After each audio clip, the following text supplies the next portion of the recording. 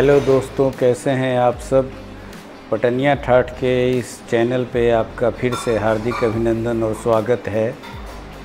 जैसा कि आप जानते हैं, हम इस चैनल पे हमेशा करेंट अफेयर से संबंधित चीज़ें और कुछ ज्ञान की बातें आपसे शेयर करते हैं। आज हम चर्चा करेंगे सूर्य ग्रहण के बारे में। जैसा कि हम सभी जानते हैं कि आज संध्या 4:30 बजे से सूर्य ग्रहण लगने वाला है। ये सूर्य ग्रहण अपने आप में कई प्रकार के आश्चर्य से भरा हुआ है। पहला तो ये कि इसके बाद 2031 तक भारत में कोई सूर्य ग्रहण नहीं होगा। इसका मतलब ये हुआ कि काफ़ी लंबे समय तक हम सूर्य ग्रहण से वंचित रहेंगे। सूर्य ग्रहण कोई एक अच्छी चीज़ नहीं होती, बल्कि किसी प्रकार का ग्रहण अच्छा नहीं होता। तो ये भारत के संदर्भ में बहुत अच्छी बात है। ऐसा नहीं है कि पृथ्वी पे ग्रहण नहीं लगेंगे, लेकिन वो भारत में दिखाई नहीं देंगे, इसलिए ये एक अच्छी बात है। अगर धार्मिक परंपराओं की बात करें तो ग्रहण तब लगता है जब राहु सूर्य को अपने मुंह में ढक लेते हैं, ज्योतिष के अनुसार। लेकिन आज के वैज्ञानिक युग में विज्ञान ने सभी चीज़ों के रहस्य से पर्दा उठा दिया है। सूर्य ग्रहण लगने का जो साइंटिफिक रीज़न है वो ये है कि सूर्य ग्रहण तब लगता है जब सूर्य और पृथ्वी के बीच में चंद्रमा आ जाता है। वैसे तो हम सभी ने अपने जीवन में कई सूर्य ग्रहण और चंद्र ग्रहण देखे हैं, लेकिन यह ग्रहण अपने आप में कुछ खास है। इस कारण को जानने के लिए हमें बहुत पुराने इतिहास की तरफ रुख करना पड़ेगा। जब हम ये चर्चा करना चाहते हैं महाभारत काल की, कहा जाता है कि महाभारत का युद्ध इस धरती पर अब तक हुए युद्धों में सबसे बड़ा युद्ध था और धरती से संपूर्ण पुरुष का विनाश हो गया था।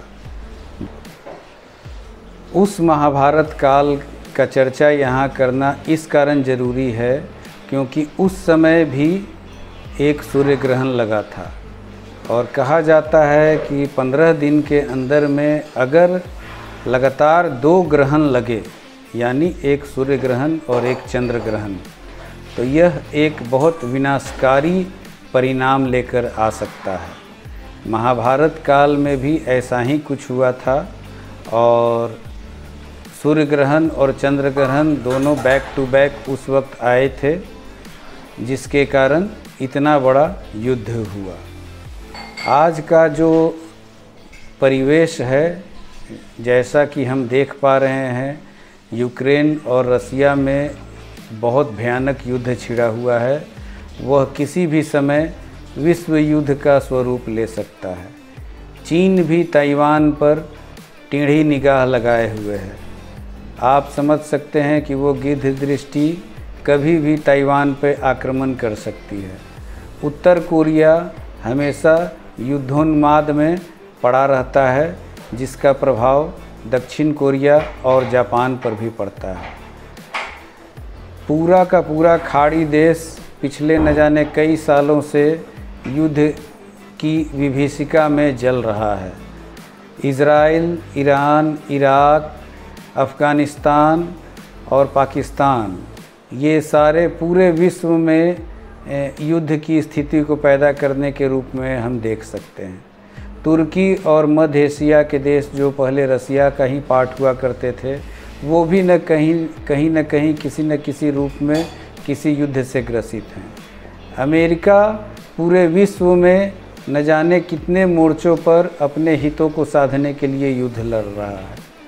भारत भी कश्मीर में एक प्रकार के छद्म युद्ध से ग्रसित है। भारत के 3 तरफ के देश, चाहे वो पाकिस्तान हो या फिर चाइना हो, और कुछ हद तक मैं बांग्लादेश को भी मानता हूँ, जो भारत विरोधी गतिविधियों में हमेशा संलिप्त रहते हैं और इसका परिणाम किसी भी दिन किसी युद्ध के रूप में आ सकता है। इस प्रकार से अफ्रीकन देशों में भी युद्ध जैसी स्थिति बनी हुई है। अभी तुरंत आपने 2-3 दिन पहले सुना होगा कि अफ्रीका में एक होटल पे एक फिदायीन हमला हुआ जिसमें कई लोग हताहत हो गए। कहने का अर्थ ये है कि ये दौर पूरे विश्व के लिए बहुत ही विभीषिका का रूप लेता जा रहा है। यह युद्ध विश्व को किस तरफ ले जाएगा ये तो भविष्य जानता है, लेकिन ये सूर्य ग्रहण और आने वाले 9 तारीख को होने वाला चंद्र ग्रहण बहुत ही खतरनाक परिणाम लेकर के आ सकता है, जैसा हमारा इतिहास बताता है। व्यक्तिगत तौर पे भी हमें इसमें थोड़ा सतर्क रहने की आवश्यकता है। आसपास के लोगों से आप सौहार्द बनाए रखें, अपने परिवार में, अपने दोस्तों में, अपने आस पड़ोस के लोगों से झगड़े की प्रवृत्ति न रखें। अगर झगड़ा होने की नौबत भी आए तो आप हाथ जोड़कर, पैर पड़कर इन परिस्थितियों को संभालने की कोशिश करें। तनाव किसी के भी हित में नहीं होता है। आशा करता हूँ कि मेरे इन बातों से आप अपने जीवन में कुछ न कुछ अच्छा कर्म जरूर करेंगे।